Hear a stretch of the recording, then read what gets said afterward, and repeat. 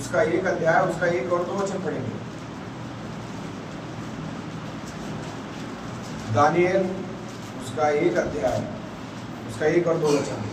यहूदा के राजा यहोयाकीम के राज्य के तीसरे वर्ष में बेबीलोन के राजा नबूकदनेस्सर ने यरूशलेम पर चढ़ाई करके उसको घेर लिया। तब परमेश्वर ने यहूदा के राजा यहोयाकीम को परमेश्वर के भवन के कई पात्रों सहित उसके हाथ में कर दिया, और उसने उन पात्रों को शिनार देश में अपने देवताओं के मंदिर में ले जाकर अपने देवताओं के भंडार में रख दिए।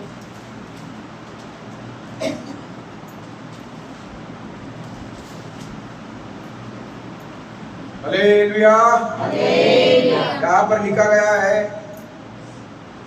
यहूदा के राजा यहोयाकीम के राज्य के तीसरे वर्ष में बाबुल का राजा जो नबूकदनेस्सर है, उसने क्या किया? यरूशलेम के ऊपर में चढ़ाई किया और उसने यहोयाकीम को क्या किया? बंदी बना लिया। और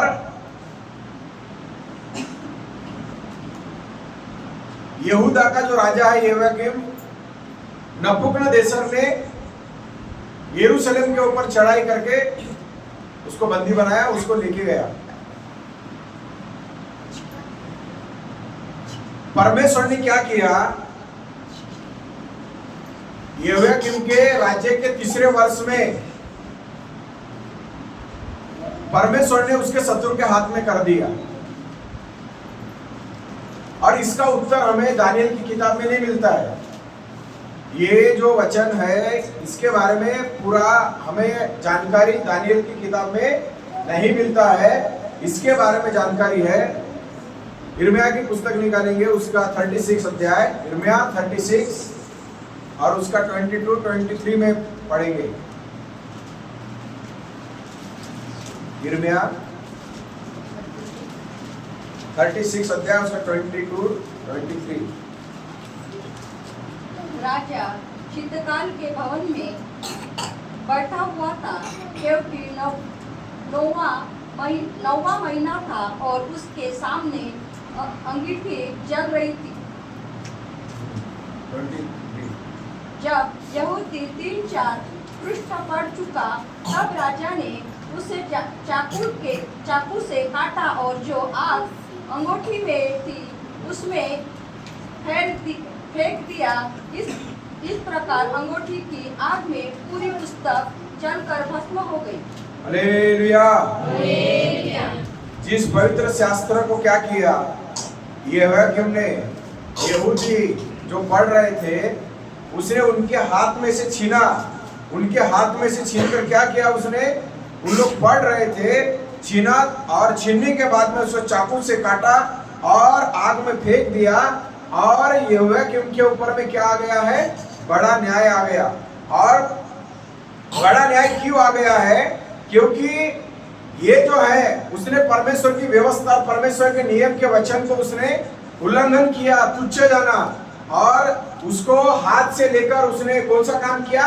उसको काट डाला चाकू से। काटने के बाद में उसने जहां पे अंगूठी जल रही थी, अंगूठी बोलने से जो ठंड काल का समय, शीतकाल का समय होता है, तो आग जो है सेक रहे थे, और वहीं पर उसने उसको लिया और लेने के बाद में चाकू से काटा। परमेश्वर की व्यवस्था के वचन को उसने बड़ा अपमानजनक रीति से और बड़ा अपमानजनक रीति से उसके ऊपर में उसने उसके साथ में गलत तरीका से व्यवहार करके जहां पर बैठे हुए थे वो आग के अंदर में उसको फेंक दिया। और वो परमेश्वर के जो पवित्र शास्त्र का जो भाग है, उसने उसका अपमान किया और वो जल गया करके लिखा है। इसके वजह से ये क्यों आया उसके ऊपर में न्याय? क्यों न्याय आया?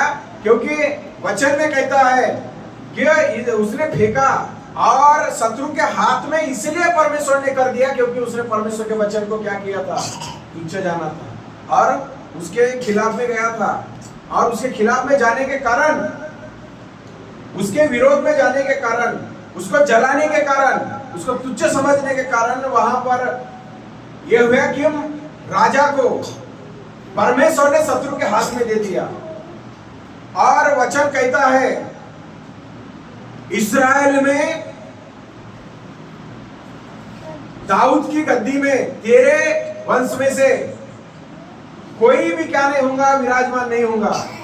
कहने का जो परमेश्वर के ओर से मिला था, उसको कहने का तात्पर्य यह है कि जो जो काम यहोयाकीम ने किया था, जो जो परमेश्वर ने उसको देने के लिए चाहा था, इसने परमेश्वर की बातों को नहीं माना, परमेश्वर की बातों को इसने सुना नहीं।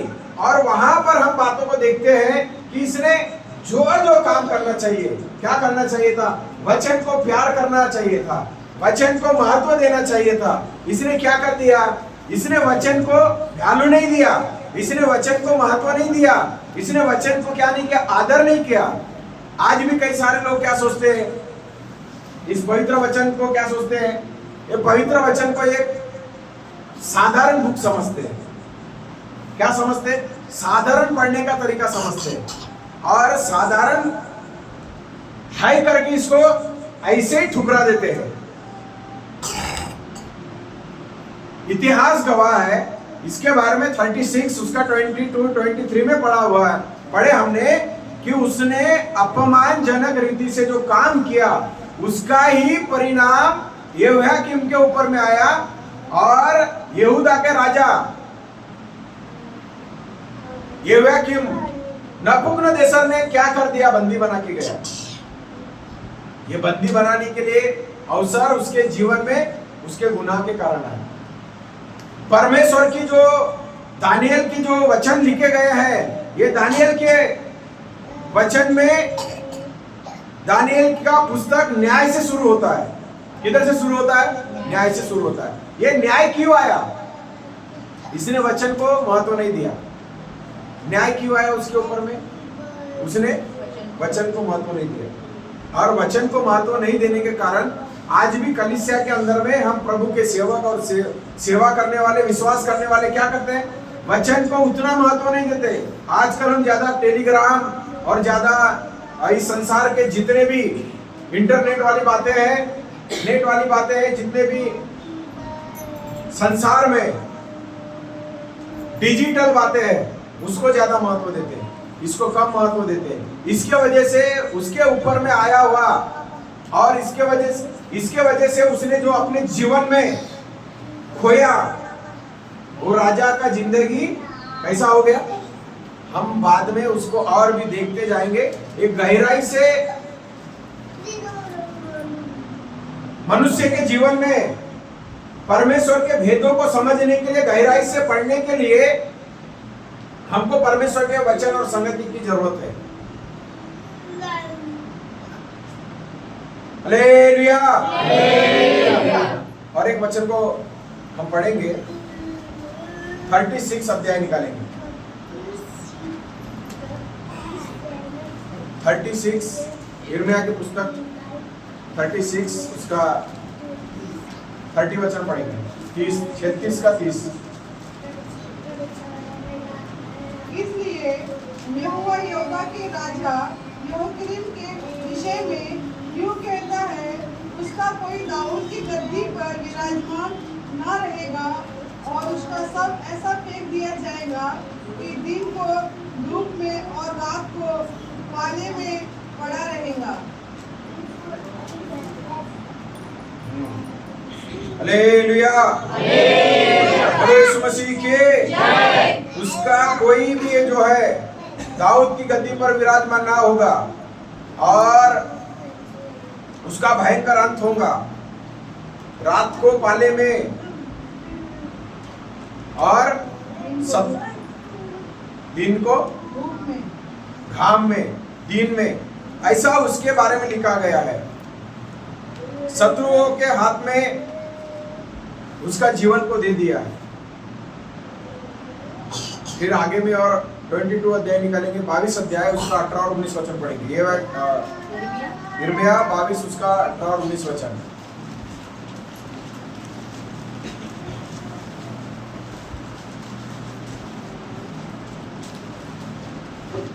इसीलिए योशिय्याह के पुत्र यहूदा के राजा यहोयाकीम के विषय में यहोवा यह कहता है कि जैसे लोग इस रीति से कहकर रोते हैं, हाय मेरे भाई, हाय मेरी बहन, इस प्रकार की कोई हाय मेरे प्रभु व हाय तेरे विभव कहकर उसके लिए विलाप न करेगा, वरन उसके गड्ढे की नाई मिट्टी दी जाएगी और घसीट कर यरूशलेम के फाटकों के बाहर फेंक दिया जाएगा।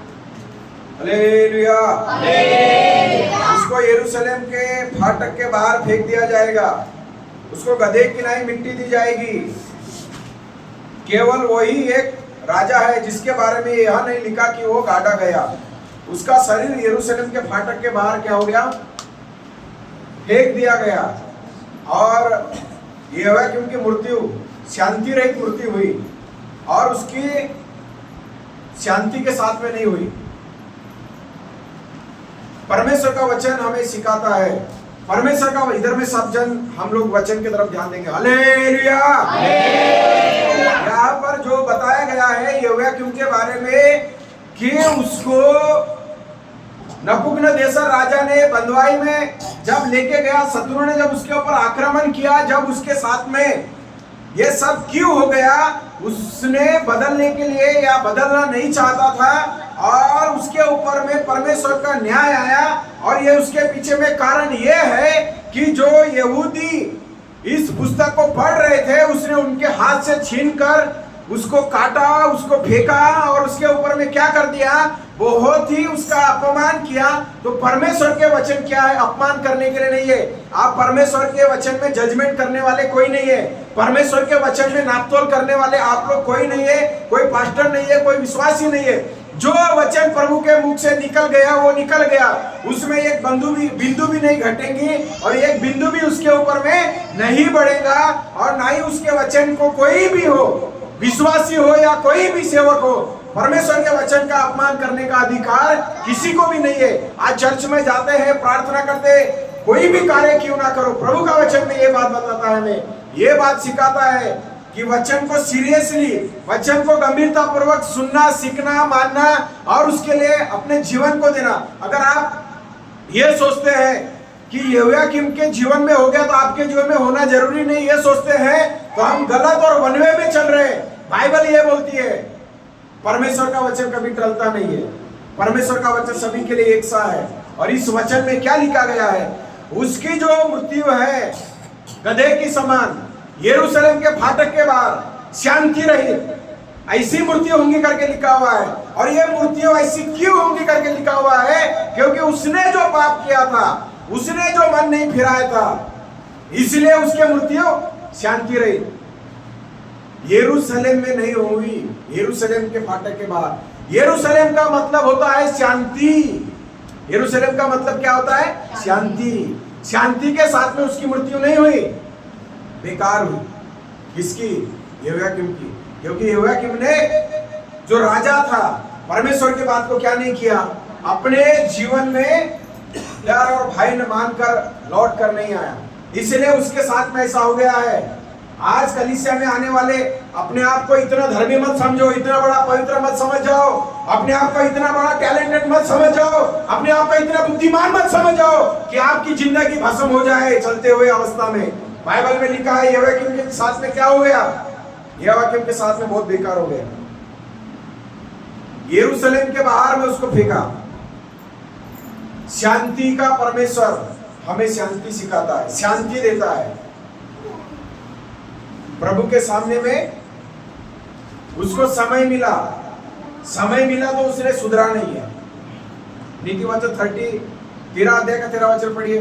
नीति वचन 13 का 13 में हम पढ़ेंगे।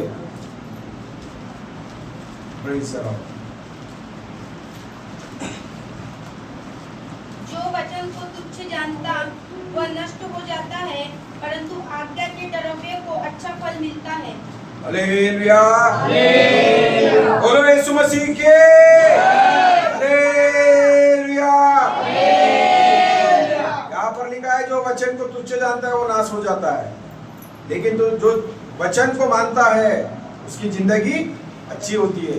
आज वचन बताया गया, क्या बताया गया है, वचन अच्छा बताया गया, लेकिन उधर से नुक्स निकालने के लिए बैठे हुए विश्वासियों को कान खोलकर सुन लेना। कोई भी हो, इंडिया में हो, इंडिया के बाहर हो, किधर भी हो, जो वचन का नुक्स निकाल के वचन को तोड़ मरोड़ के पेश करता है और वचन में मिलावट करके बातों को भाषण देता है, उस व्यक्ति के लिए कि वो नाश होना उसका तय है, उसका आशीर्वाद तय है, नाश होना, उसका आत्मिक जीवन नाश होना तय है। ये मैं नहीं कहता हूं, नीति वचन में कहता है। जो वचन को ऐसा ही क्या करता है, तुच्छ जानता है, उसका महत्व नहीं देता है, उसके ऊपर वाद विवाद करता है, उसको गलत ठहराता है, मैं सही और वचन गलत है, मैं अच्छा हूं वचन खराब है, मैं क्या हूं ठीक हूं, बाकी बाइबल बेकार है, ऐसे बोलने वाले भी चर्च में धर्मी लोग मिलेंगे जो फरीसियों का चोंगा पहन के बैठेंगे। इसलिए बाइबल क्या बोलती है, वचन क्या बोलता है कि परमेश्वर के अधीन में यहोयाकीम नहीं रहने का कारण नबूकदनेस्सर राजा के ऊपर में बड़ा शत्रु का हमला हो गया। नबूकदनेस्सर राजा ने उसके ऊपर में अटैक किया, उसको बंधुआई में लेके गया। उसके कारण इतिहास गवाह यह है, शुरुआत में जैसा बताया कि उसने परमेश्वर के वचन को तुच्छ जाना। आप शायद काटते नहीं होंगे, आप शायद फाड़ते नहीं होंगे, आप जलाते नहीं होंगे, लेकिन वचन के विरोध में जाते हैं तो वो उसके समान है। वचन से ज्यादा किसी और बात को महत्व देते हैं तो वो जिंदगी में आप वही काम कर रहे जो यहोयाकीम ने किया है। इसलिए प्रभु के वचन को महत्व देना। जब आप पाप छोड़ते, शैतान बोलता है कब से सुधर गया। जब आप गलत छोड़ते तो बोलते तू कब से बदल गया। जब आप धर्मी बनने की कोशिश करते तो तू कब से अच्छा हो गया। अनजाने में गलती हो गया, उसको मन फिरा कर आया तो प्रभु भी उसको गले लगा दिया। हालेलुया। इसलिए उसने मन नहीं फिराया था। आज हम संसार में रहते हैं, संसार की बातों को सीखते हैं, देखते हैं, लेकिन ये संसार जो हमें सिखाता है वो संसार से लड़ने के लिए परमेश्वर का वचन हमें बहुत कुछ सिखाता है कि हम कैसा इस संसार में लड़कर चले। 119 भजन संहिता उसका 165 वचन पढ़ेंगे। 119 का 165 फास्ट निकालिए। तेरी व्यवस्था से प्रीति रखने वालों को बड़ी शांति होती है और उसको कुछ ठोकर नहीं लगती। और एक बार पढ़िए। तेरी व्यवस्था से प्रीति रखने वालों को बड़ी शांति होती है और उसको कुछ ठोकर नहीं लगती। जो व्यवस्था से प्रीति रखता है उसको ठोकर नहीं लगती है। यहाँ पर हम वचन में देखते हैं, आज कई सारे लोग क्या करते हैं, वचन को बोलते हैं ऐसा ही लिखा है क्या, वचन ऐसा ही सिखाता है क्या, वचन ऐसा ही हमें बताता है क्या। वचन हमें जो बताता है वो हमको करने के लिए बताता है कि हम प्रभु में सिद्ध बन जाए।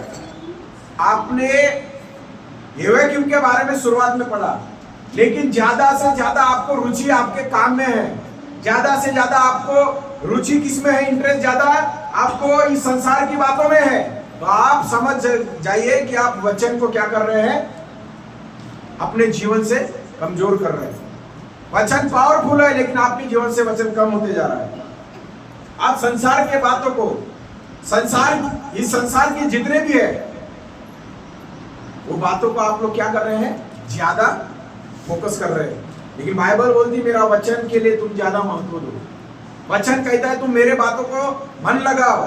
जो उसकी व्यवस्था को मानता है वो नाश नहीं होता है। उसका आत्मिक जीवन, उसके अंदर का अंदरूनी विश्वासी जीवन, धार्मिकता का जीवन, प्रभु के आगमन में जाने वाला जीवन, वो नाश नहीं होता है। वो जीवन बना रहता है प्रभु में जब हम उसके व्यवस्था को प्रसन्न रहते हैं।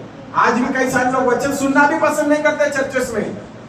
आज कई सारे लोग वचन को ज्यादा महत्व देना भी पसंद नहीं करते, बाइबल पढ़ना भी पसंद नहीं करते, बाइबल को सुनना भी पसंद नहीं करते। किसी को चर्च में जाना मजबूरी लगता है। लेकिन बाइबल क्या बोलती है कि अभी हम मन फिरा के लौट कर आ जाओ कि प्रभु क्या चाहता है।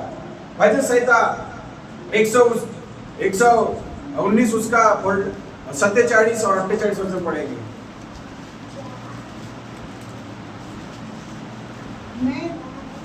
मैंने कोप हटने से पहले दुहाई दी, मेरी आशा तेरे वचनों पर थी। मेरी आंखें रात के एक एक पहर से पहले खुल गई कि मैं तेरे वचन पर ध्यान करूं। हालेलुया। मैं क्या करूं? वचन को ध्यान करूं। वचन को ध्यान करने के लिए, वचन को मनन करने के लिए प्रभु कहता है।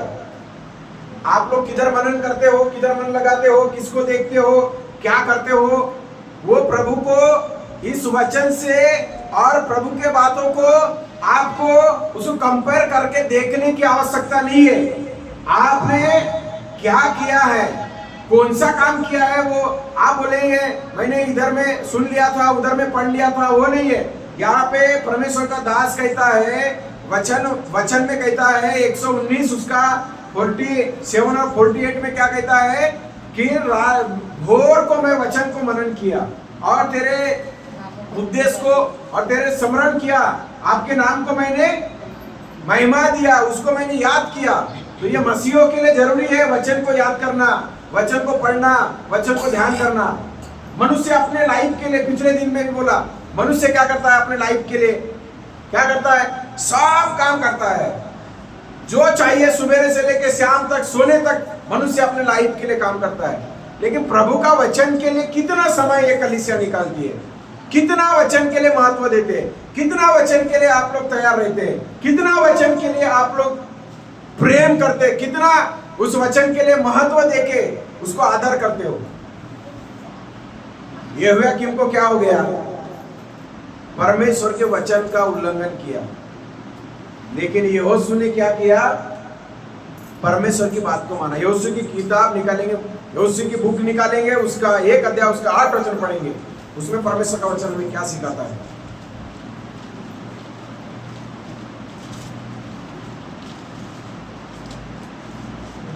यहोशू 1 अध्याय उसका 8 वचन निकालने के लिए इतना देरी मत लगाइए। व्यवस्था की यह पुस्तक तेरे चित्त से कभी उतरने न पाए, इसी में दिन रात ध्यान दिया रहना, इसलिए कि जो कुछ उसमें लिखा है उसके अनुसार करने की तू चौकसी करे, क्योंकि ऐसा ही करने से तेरे सब काम सफल होंगे और तू प्रभावशाली होगा। हालेलुया। हालेलुया। वचन तेरे दिल के अंदर से निकलने ना पाए, ये वचन तेरे लिए क्या है, प्रभावशाली है, सामर्थ्यशाली है, शक्तिशाली है, पावरफुल है। ये वचन से तेरे अंदर में परमेश्वर का सामर्थ्य आएगा, ये वचन से परमेश्वर तुझे चंगा करेगा, ये वचन से परमेश्वर बुराई से दूर रखेगा, ये वचन से तेरे अंदर में परमेश्वर के आगमन में आने के बारे में तेरे अंदर में उत्साह पैदा होता रहेगा। ये वचन तेरे अंदर से नहीं निकले करके यहोशू को क्या बोला, तेरे चित्त के अंदर से ये वचन ना निकलने पाए। यहोशू का अच्छा मृत्यु हो गया, यहोशू को परमेश्वर ने शांति के साथ में रखा, यहोशू को परमेश्वर ने आशीष किया, यहोशू को परमेश्वर ने उठा उठाया, ब्लेसिंग किया। परमेश्वर ने यहोशू को इस संसार में, उस समय में, इस्राएलियों के समय में जो आज्ञा दिया था यहोशू ने माना, वो प्रभावशाली, शक्तिशाली, सामर्थ्यशाली और अच्छा हुआ। उस समय में यहोशू ने माना, उसके लिए आशीष का कारण हुआ। यहोयाकीम ने नहीं माना, उसके लिए बंधुआई और किसका कारण हो गया है, शत्रु के अंडर में जाने का कारण हुआ है। आप मानने वाले बात करेंगे तो परमेश्वर की ओर से आप आशीष के साथ में, परमेश्वर के साथ साथ में चलेगा, परमेश्वर आप से खुश रहेगा, परमेश्वर आपको बढ़ाएगा, परमेश्वर आपको इस संसार में जैसा यहोशू को परमेश्वर ने आशीष देके बढ़ाया, वैसा ही परमेश्वर आपके जीवन को भी बनाएगा। कितनी खुशी की बात है, कितना अच्छा लगता है कि जब हम मानेंगे तो हमारे को प्रभु इतना आशीर्वाद देता है। हालेलुया। लेकिन ये हुआ कि उन्होंने नहीं माना तो उसके लिए दर्द और दुखदायक हो गया। इसीलिए प्रभु का वचन क्या कहता है, मानना, सुनना, इसका भलाई मानने वाले और करने वाले के अंदर में आती है। जो नहीं मानता है, जो नहीं करता है, उसके लिए आशीर्वाद नहीं है, उसका जिंदगी सफल हो गया। जिसका जिंदगी सफल हो गया, यहोशू का जिंदगी सफल हो गया, क्योंकि उसने व्यवस्था की पुस्तक तेरे मन से उतरे नहीं, तेरे अंदर में वो बसी रहे। यहोशू 26 अध्याय निकालेंगे, 26 में 23 का 6 वचन पढ़ेंगे। यहोशू 23 का 6 वचन पढ़ेंगे। इसीलिए बहुत हियाव मानकर जो कुछ मूसा की व्यवस्था की पुस्तक में लिखा है उसके पूरा करने में चौकसी करना, उससे न तो दाहिने मुड़ना और न बाएं। Hallelujah, hallelujah, hallelujah. यहाँ पर क्या बोला है? ये व्यवस्था की जो वचन है ये मानने के लिए चौकसी करना, दाएं और नहीं मुड़ना, बाएं और नहीं मुड़ना, जहां पे है उसमें ही चलना, मिलावट नहीं करना। परमेश्वर का वचन में मिलावट नहीं करना। आज कितने सारे मसीह लोग चर्च में आते एक है, बाहर जाते तो अलग रहते हैं। ये मिलावटी जीवन है। क्या है? मिलावटी जीवन है। ये मिलावटी जीवन से प्रभु ने क्या कहा है? ये मिलावट नहीं करना, संसार के सदृश से नहीं बनना। प्रभु हमें आशीष देना चाहता है। ये यहोयाकीम की जो राजा की बात है उधर से ही मैं ला रहा हूं कि यहोयाकीम के अंदर में ये बात हुई थी, व्यवस्था की किताब को नहीं माना था, इसलिए शत्रु के हाथ में चला गया था। लेकिन जो व्यवस्था की किताब को माना है उसके जीवन में प्रभु ने क्या कर दिया? शत्रु का सत्यानाश करके उसको ऊंचा उठा के आगे लेके गया। ये है परमेश्वर की व्यवस्था के बातों को मानने का परिणाम कि वो अपने सुखदायी और शांतिदायी और अपने फलवंत करने वाले सामर्थी आशीर्वादों से परमेश्वर उसको आगे बढ़ाता है। ये इसलिए मानना बहुत जरूरी है। और जो मानेगा उसको परमेश्वर आशीष देकर इस संसार की बातों से परे रहकर उसको आत्मिक स्तर से और भी ऊंचा उठाता है। व्यवस्था विवरण उसका 29 अध्याय उसका 9 वचन पढ़ेंगे। व्यवस्था विवरण 29 का 9 वचन पढ़ेंगे।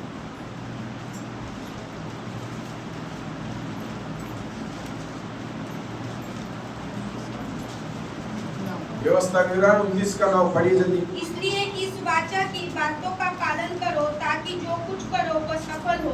Hallelujah, hallelujah. सफलता विश्वासियों के अंदर में क्यों नहीं आ रही है? पालन नहीं कर रहे। क्या नहीं कर रहे? पालन नहीं कर रहे। विश्वासी लोग कहने के लिए है, धर्मी लोग कहने के लिए है, लेकिन हमारे अंदर में कुछ ना कुछ तो भी कमियां आती है। यहाँ पर व्यवस्था विवरण 29 का 9 में क्या कहता है? ये प्रभु के वचन को पालन करना, मानना और उसको प्रीति करना, उसको सम्मान देना, उसके ऊपर में भरोसा करना और इस वचन के तरफ में हम मन लगाना, तो वहां पर लिखा है कि तू सफल हो जाएगा, तेरे जॉब में सफल हो जाएगा, तेरे आत्मिक उन्माद में सफल हो जाएगा, तेरे को परमेश्वर इस संसार में सफल करेगा। तू जो कार्य करेगा उसमें परमेश्वर आशीष करेगा। तू जिस स्थान में उससे ऊंचा उठाएगा और तेरा लेवल को बढ़ाएगा और तेरा परमेश्वर तेरे साथ में रहेगा। तेरे को कोई नीचे ला नहीं सकता। जिसको परमेश्वर ऊंचा उठाता है उसको नीचे कोई गिरा नहीं सकता, क्योंकि परमेश्वर उसको सफल बनाता है। और जिसको सफल बनाता है वो परमेश्वर की ओर से बढ़ते जाता है, वो नीचे नहीं आता है। जैसा यहाँ पर लिखा गया है, यहाँ पर वही लिखा है, पालन करना। इधर से सुने तो इधर से छोड़ना नहीं, उसको अपने जीवन में मानना। व्यवस्था की पुस्तक तेरे अंदर से ना निकलने पाए करके वचन में कहता है। और आज भी वैसा ही हम अगर करते हैं तो प्रभु हमें जो आशीष देता है वो आशीष, सफलता, ये व्यवस्था और परमेश्वर के नियम के मानने के कारण हमारे जीवन में पूरी होती है। हम मानेंगे, प्रभु भी हमारे बातों को मानेगा। हम उसकी बात को मानेंगे, वो हमारी बात को मानेगा। हम उसकी सुनेंगे, वो हमारी सुनेगा। हम उसको पुकारेंगे, वो हमारे पुकारने का उत्तर देगा। और वहां लिखा है सफलता हमारे पास में आएंगी, उसके सफलता हमारे पास में आएंगी। वचन को मानेंगे, व्यवस्था को मानेंगे, प्रभु हमारे जीवन में सफलता के ऊपर सफलता देते जाएगा, बढ़ोतरी देते जाएगा। हमारे अंदर का जो कीचड़ है वो साफ करना बहुत जरूरी है। मैंने इस संडे को बताया था, लेकिन वो बात पिछले दिनों में कुछ वचन बताया था एजकेल के बारे में।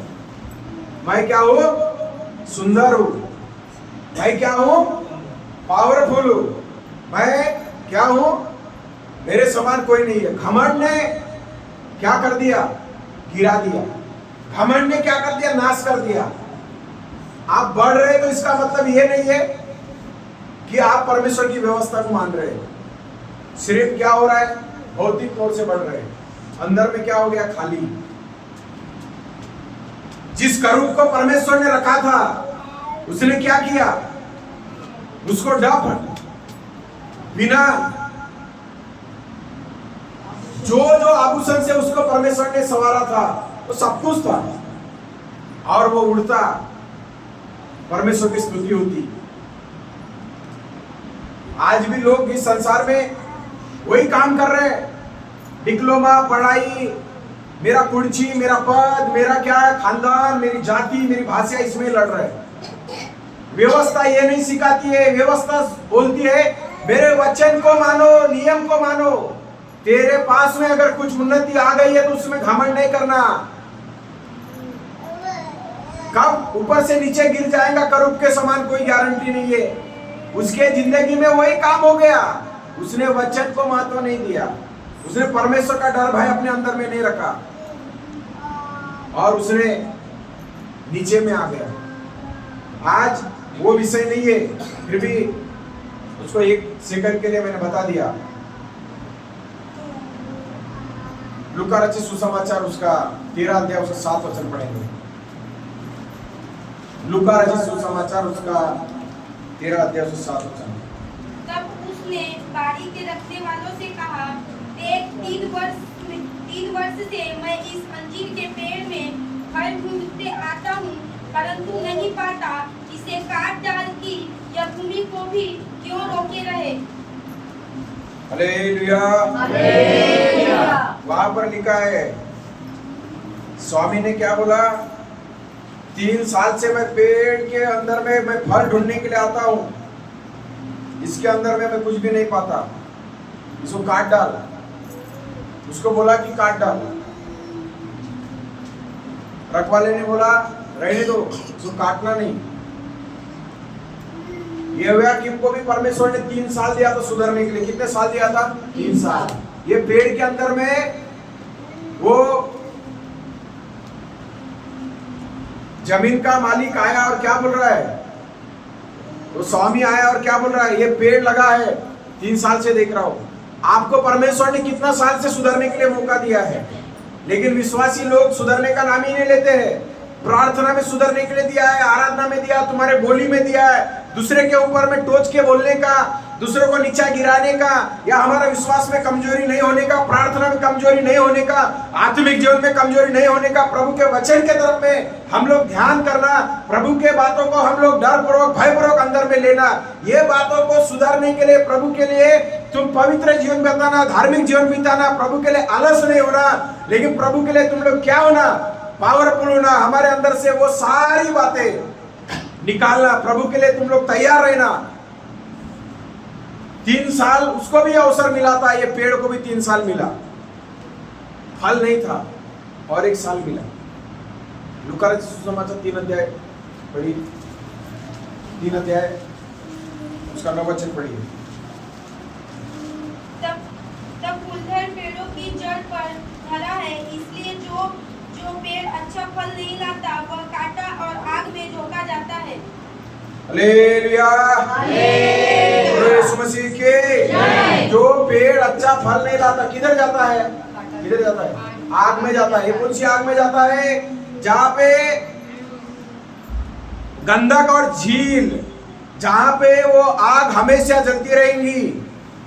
वैसा ही मनुष्य के जीवन में भी घट रहा है। मनुष्य के अंदर में भी कई प्रकार की बातें हो रही है। जो फल नहीं ला रहे मसीह लोग, जो मसीह के लिए जीने के साथ साथ में और मसीह के साथ साथ चलने के लिए प्रसन्न नहीं होते, उसके साथ साथ में जीने के लिए उनके अंदर में प्रेम नहीं रहता, मन नहीं रहता, उन व्यक्ति 3 साल दिया। तुम्हारा जीवन को बदलने के लिए 4 साल दिया परमेश्वर ने। तब तक क्या किया? यहोयाकीम को भी वही दिया। उसने क्या किया? मन नहीं फिराया, इसलिए उसकी अवस्था बहुत शत्रु के हाथ में खराब हो गई है। ऐसी मृत्यु राजाओं के इतिहास में नहीं आई है जो यहोयाकीम के अंदर में आई है। उसको मिट्टी नहीं दी करके लिखा है, बाकी सभी राजा को मिट्टी दी गई। उसको यरूशलेम के बाहर फेंका। यरूशलेम का मतलब होता है शांति, और वो मिट्टी उसको नहीं दी गई है। और वचन हमें सिखाता है 46 यिर्मयाह की बुक में से निकालेंगे, 2-3 वचन को पढ़कर हम समाप्त करेंगे। 46 उसका 1 और 2 वचन पढ़ेंगे। यिर्मयाह 46 1-2। जाति जाति के विषय यहोवा का जो वचन यिर्मयाह भविष्यवक्ता के पास पहुंचा वह यह है, मिस्र के विषय मिस्र के राजा फेरोन निको की सेना जो फरात महानद के तट पर करकमिश में थी और जिससे बेबीलोन के राजा नबूकदनेस्सर ने योशिया के पुत्र यहूदा के राजा यहोयाकीम के राज्य के 4थे वर्ष में जीत लिया था, उस सेना के विषय ढाले और परिधियां तैयार करके लड़ने की निकट चले आओ। Hallelujah, hallelujah. बोलो यीशु मसीह की जय। यहाँ पर इतिहास गवाह है, हमें बताता है उसको नबूकदनेस्सर युद्ध करने के समय में वहां पर लिखा गया है 4 साल भी यहोयाकीम को मिले थे। पहले 3 मिले, फिर और 1 साल मिला, फिर भी वो बदला नहीं, फिर भी वो सुधरा नहीं, फिर भी उसने अपराधों को माना नहीं। कलीसिया के आने वाले लोगों को एक दिन रोज दे रहा है, आज सुधर जाओ, आज मन फिराओ, आज अपने आप को चेंज करो, कल क्या होगा मालूम नहीं है। विश्वास चेंज करो, हमारे अंदर का जो स्टाइल है संसार का वो चेंज करो। हमारे अंदर में जितने भी बातें प्रभु के खिलाफ में जा रही है मेरे जीवन से, वो मेरे को आपको सबको चेंज करना है। वहां पर लिखा है नबूकदनेस्सर राजा के पिता का मृत्यु जब हो गया, वो युद्ध छोड़ के गया, उसने सेनापति के हाथ में दे दिया युद्ध को। और फिर उसके बाद में वहां पर लिखा है कि वो जो युद्ध है 4 वर्ष का 4 साल का जो उनका जो पीरियड है वो 4 साल इसके अंदर में भी दिया था, यहोयाकीम के अंदर भी दिया था, लेकिन इस बात को उसने समझ नहीं पाया। वैसा पेड़ के बारे में उदाहरण दिया गया है। तो परमेश्वर एक चीज, एक जगह में लिखा है 1 वर्ष रहने दो, एक जगह में लिखा है 3 वर्ष रहने दो इसको, और मैं खाद डालूंगा, पानी डालूंगा। विश्वासियों को भी परमेश्वर बोलता है अभी तुम्हारे अंदर का पहनावा, अभी तुम्हारे अंदर का विश्वास, अभी तुम्हारे अंदर का बोली, तुम्हारे अंदर का चाली, तुम्हारे अंदर का, आप जितने भी प्रभु के भक्तगण है उन लोग सभी जन इस बात को याद रखना है। नबूकदनेस्सर राजा ने जब चढ़ाई किया तब उसको पता चला मृत्यु हो गई है। उसने सेनाधीश के हाथ में क्या कर दिया, लड़ाई को सौंप दिया और वो चला गया। आप लोगों को एक बात मैं बताना चाहता हूं कि परमेश्वर ने ठहराया हुआ दिया हुआ वचन, संगति, परमेश्वर का नियम, इसको तुच्छ जानने वाले कान खोलकर अच्छे से सुन लो। ये धरती भी कम गिर जाएंगे अगर हम परमेश्वर के साथ में दगा करेंगे। हमारे ऊपर में परमेश्वर उस समय भी नहीं बचे तो अभी कोई बचने का रास्ता नहीं है। पहला पत्र 4 अध्याय उसके 7 वचन पढ़िए, 17 वचन पढ़िए, सॉरी, पहला पत्र उसका 4 अध्याय का 17। क्योंकि वह समय आ पहुंचा है कि पहले परमेश्वर के लोगों का न्याय किया जाए, और जबकि न्याय का आरंभ हम ही से होगा तो उनका क्या अंत होगा जो परमेश्वर के सुसमाचार को नहीं मानते। हालेलुया,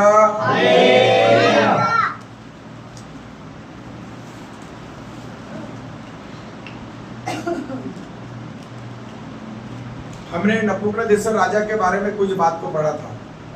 उसका पिता जब मर गया, उसने यरूशलेम को घेरा था तो वो वापस गया, लेकिन यहोयाकीम को क्या किया, 4थे वर्ष में उसको सेनापति और सेनापति के हाथ में जो दिया था उसने क्या किया, बांध कर लेके गया। किसको, यहोयाकीम को। उसके ऊपर में क्या आ गया, न्याय आ गया। न्याय आने के कारण उसने जीवन को बदलना नहीं समझा।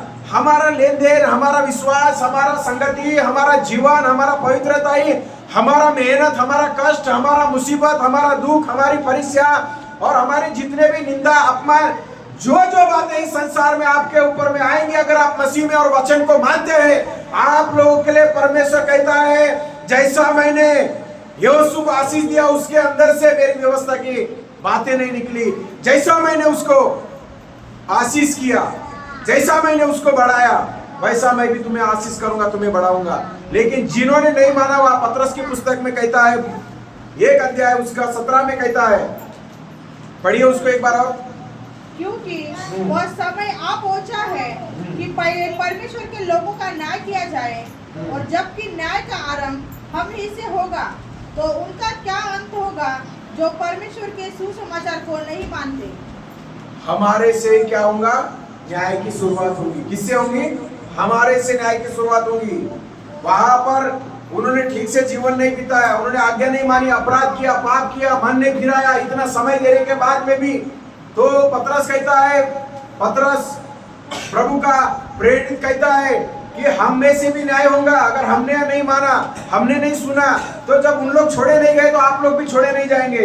ये न्याय किधर से चालू होगा? मसीहों के अंदर से पहले चालू होगा, परमेश्वर के घर से चालू होगा, परमेश्वर के लोगों के अंदर से चालू होगा। इसलिए ये परमेश्वर के जीवित वचन कोई हमारे लिए साधारण बुक नहीं है।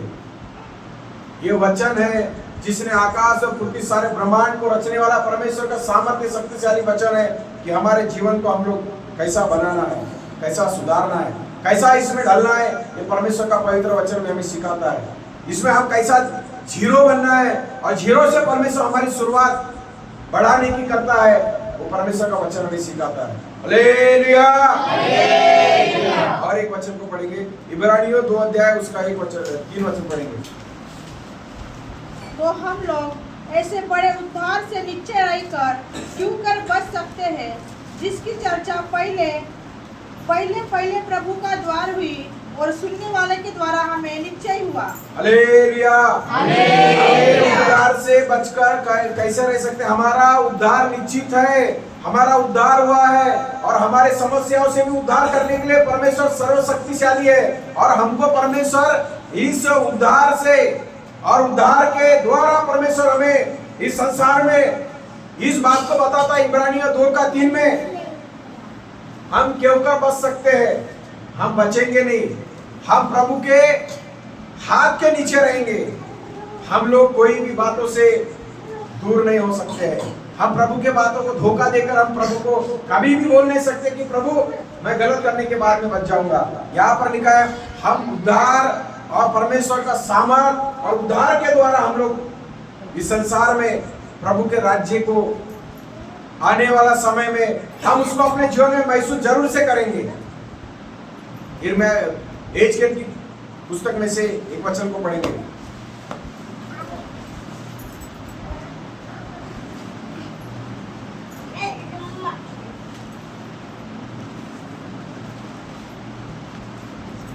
एजकेल 9 उसका 6 अध्याय, सॉरी 9:6।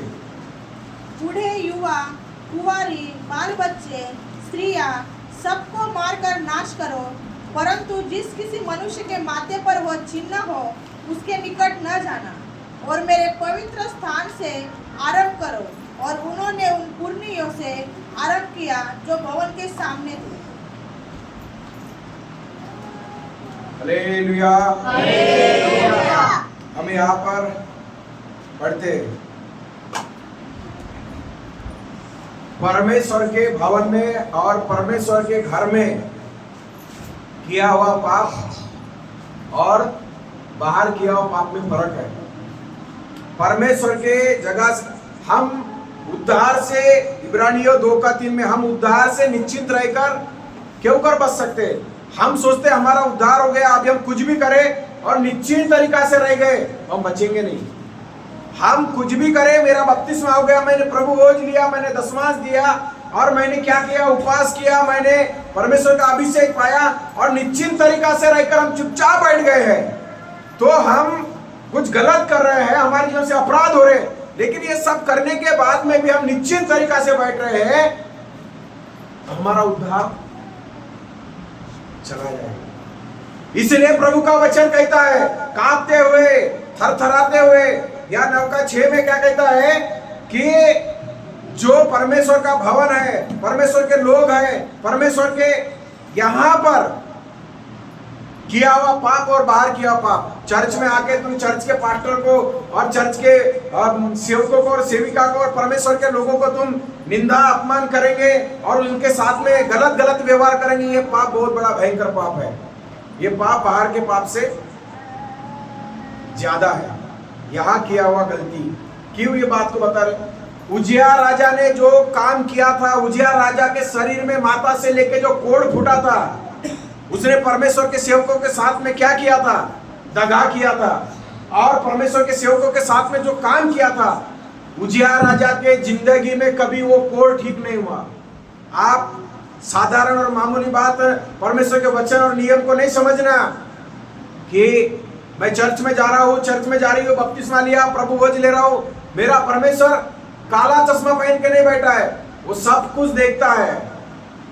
उसका पावर चश्मे का कभी कम नहीं होता है, उसके आंख कभी खराब नहीं होते हैं, उसकी उम्र कभी बदलती नहीं है और वो कभी भी पक्षपात करता नहीं है। उजिया राजा को कोढ़ आ गया। उसने क्या किया? परमेश्वर के सेवकों के साथ में बलवा किया, जो नहीं करना चाहिए था उसने काम किया और वो कभी जिंदगी में ठीक नहीं हुआ। हम प्रभु के भवन में आए हैं, हम प्रभु के बातें सुनते हैं, यहां से जाने के बाद में उधर में क्या करते हैं? हम लोग सही तरीका से जिंदगी, हमारी जबान, हमारा व्यवहार लोगों के साथ में नहीं रहते। लेकिन अगर आपको एक ही बात से बताना चाहता हूं, परमेश्वर का वचन कहता है जैसा यहोयाकीम ने किया वैसा नहीं, लेकिन जैसा यहोशू ने किया और जैसा उस स्वामी ने, खेती के मालिक के स्वामी ने आकर देखा कि ये इसमें फल लगाए क्या नहीं, 4 साल तक वेट किया, वैसा यहोयाकीम का भी 4 साल तक वेट किया। उसके अंदर में कोई बदलाव नहीं, कोई परिवर्तन नहीं, उसके ऊपर में न्याय आया। परमेश्वर अपने लोगों को आशीष करके उनके जीवन को और भी बढ़ाना चाहता है और ब्लेस करके उसको आगे बढ़ाना चाहता है, लेकिन उसके व्यवस्था की जो वचन है, उसकी व्यवस्था है तुम्हारे चित्त से, तुम्हारे मन से कभी भी नहीं उतरना, कभी भी नहीं हटना, उसको पालन करना। वो तेरे लाभ के लिए है, तेरे स्वास्थ्य के लिए है, तेरे पवित्र जीवन के लिए, शैतान के सिर को कुचलने के लिए, अंधकार के ऊपर विजय देने के लिए, श्राप को मिटाने के लिए, पाप से लड़ने के लिए, दुनिया में प्रभु के लिए एक गवाह बन के जीने के लिए परमेश्वर के वचन है। हालेलुया। इसलिए उसके वचन को मानना, उसको प्यार करना, उसको महत्व देना, उसको आदर करना, दूसरे बातों को साइड रखना, प्रभु को अपने करीब में, अपने दिल में, अपने जिंदगी में पहला स्थान देना। परमेश्वर आपको यहोशू के समान आशीष देते जाएगा, बढ़ोतरी करते जाएगा। जिसके चित्त से बाइबल गई, जिसके अंदर से वचन गए, उसकी जिंदगी कभी सफल नहीं हुई। जैसा यहोयाकीम ने किया था वैसा हमारा काम नहीं होना। हमारा काम धार्मिकता का, हमारा काम व्यवस्था मानने का और प्रभु के पीछे चलने वाला काम होना। हालेलुया। बोलो यीशु मसीह की जय।